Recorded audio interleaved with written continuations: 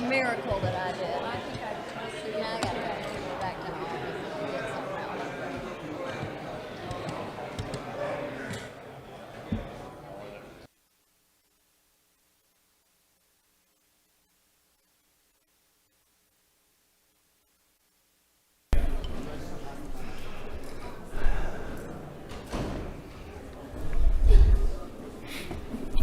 We're supposed to start back in 11 minutes. Alan Powell says he wants to take a 10-minute nap before we start back. So we got 1 minute. Okay. We've got to do some things before we start setting the calendar. Representative Jackson, I think you have H.R. 488. Thank you, Mr. Chairman. House Resolution 488 reauthorize the House Rural Development Council. Okay. Anyone have any questions for the gentleman? Seeing none. Thank you, sir. Representative Efstration, I think you have SR 175.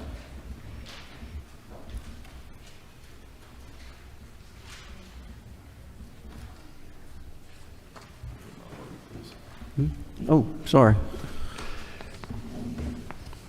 Thank you, Mr. Chairman. SR 175 is a combination of the two Senate joint study committees that they sent over to us. One is in the technical, or it's job training for students, and the other is in the service delivery dispute issue. That's for the committee's favorable consideration. Okay, I don't see any questions. Thank you, sir. All right. Let's see, we've got way too many rule substitutes, but let's go through them anyway. SB 13. Okay, who's got it? Who's the sponsor, House Rules sponsor for SB 13? Representative Martin. Yes, sir. I have a copy here. I believe the staff has passed this out. SB 13 has been replaced with HB 36. This is HB 36 as it passed the House. It didn't get out of Senate rules, and we were kind enough to lend us this bill number. So this is the same exact language that was in House Bill 36. And what that does is allows people the opportunity to go directly to a hearing officer and unclog our superior courts. Okay. All right. I don't see a question. Do I hear a move that we approve Senate Bill 13, Rule Substitute LC 43-28866S? So moved. A move and a second? Second. It's on. Or it's approved. All right, Senate Bill 56. Who is sponsored for Senate Bill 56? Chairman Efstration. Chairman Blackman, excuse me. Thank you, Mr. Chairman. Some more good fiscal pieces, but on this retirement piece, it retains the original language. And then we add in, as passed the House, HB 454, which included some IRC language, some cleanup language for our tax provisions, and it also included a new definition for force majeure. HB 308 was the preceptor, and we extend the sunset for that. It again, another piece of legislation that passed the House, and HB 170, which is a facilitator bill that again passed the House overwhelmingly, that puts parity on our brick and mortar stores and those that sell digital goods online. Anybody have a question for the sponsor? Do I hear a move that we approve? Second? It passed. All right, Senate Bill 107. Who's presenting that? Speaker Pro Tem. This is Senate Bill 107, authored by Senator Burns. The change, it still requires the Public Health Department to develop a model aquatic safety plan, but it removes the criminal penalties. And it requires private swim instructors to utilize the model aquatic safety plan. Anyone have a question for the sponsor? All right. So do I hear a move that we pass 107, Rule Substitute LC 540252S? So moved. Move in a second, it's passed. All right, Senate Bill 195, who's the sponsor? Chairman Blackman. Thank you, Mr. Chairman. It actually was substituted with HB 377 language from this year that passed last year out of the House unanimously. Again, it changes the 90-day requirement down to 30 days for spousal licensure for our military service members. Again, I think, as mentioned earlier, this 195 piece was designed to build on language that we've seen a couple of times, I think originated by Representative Al Williams many years ago. Thank you, sir. Okay. Anyone have a question for the gentleman? All right, seeing none. Thank you, sir. Do I hear a move that SB 240 Rule Subs, no, SB 195, excuse me, SB 195 Rule Sub LC 460655S. Do I hear a move to pass? Now, move in a second, it passed. SB 240, who's carrying 240 for us? Chairman Carson, is that you? All right, go ahead. Yes, sir. Go ahead.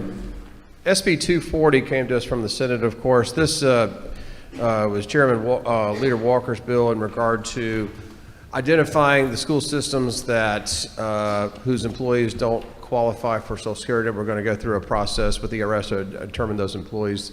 The adjusted language on lines 21 through 32 in the House Rule Substitute basically state that it's an option as to whether or not a charter school employee who might be eligible for a 401k plan, they could elect to do their 401k plan rather than TRS. It fixes a IRS compliance issue, Mr. Chairman. Any questions for the sponsor? All right, seeing none, do I hear a move that Senate Bill 240 Rule Subs LC 432861S passed? So moved. Got a move in a second, it's passed. SB 246, Chairman Martin. Yes, sir. This is the bill that came out of a House committee. We have added in Section 1 the IPSI bill that also passed out of higher ed and passed the House floor that didn't get out of Senate rules. So again, this contains language that passed out of the House Higher Ed Committee. The underlying bill was to do a loan repayment program for people that are teaching nursing, and it adds what was in Representative Gaines' House Bill 185 as Section 1.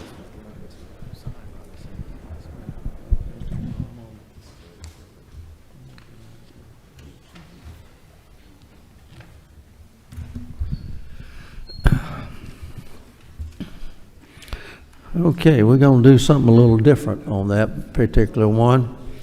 I know he presented 246 Rule Sub LC 500605 Sub.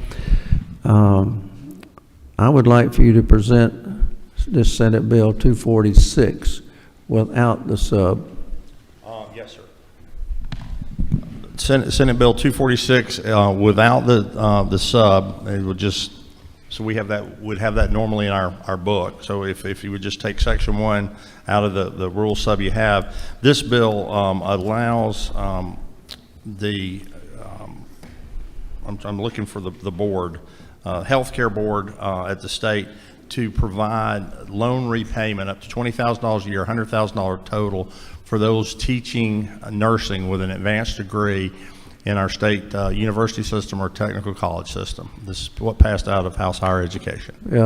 If you'll notice, all of these subs that were put into the Senate are bills that passed out of the House.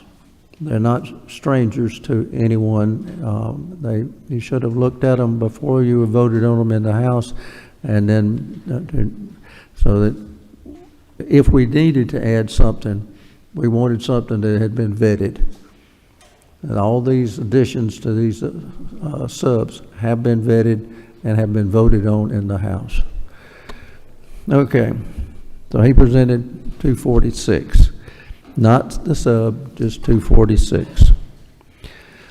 All right, I guess now is the time to set the next second supplemental calendar for day 39. Remember, our goal was to, any bill that does not pass today gets rolled over to 24. So you'll have a whole year to work on it. Under modified open, now we're setting the second supplemental calendar. HR 488, do I hear a move? Got a move and a second, it's on. SR 175, do I hear a move? Move, it's on. SB 13 under modified structure, do I hear a move? It's on. SB 56, do I hear a move? It's on. SB 68, do I hear a move?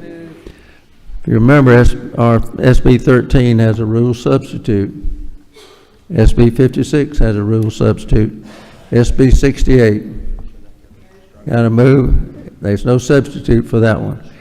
SB 107, rule substitute, 540252, do I hear a move?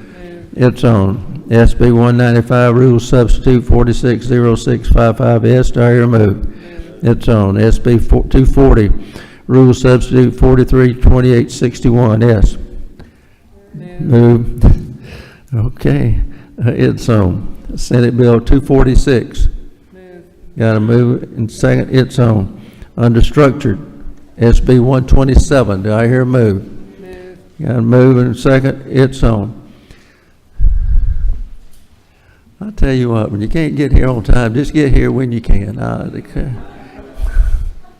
Okay, that is the calendar for the second supplemental. Let's run through it again. HR 488, SR 175, SB 13, LC 432866S, SB 56, LC 432865S, SB 68, SB 107, LC 540252S, SB 195, rule substitute 460655S, Senate substitute 240, LC 432861S, SB 246, and SB 27. That's for the second supplemental calendar. Remember, we did the first one earlier this morning, so this is the second one. Y'all have a good day.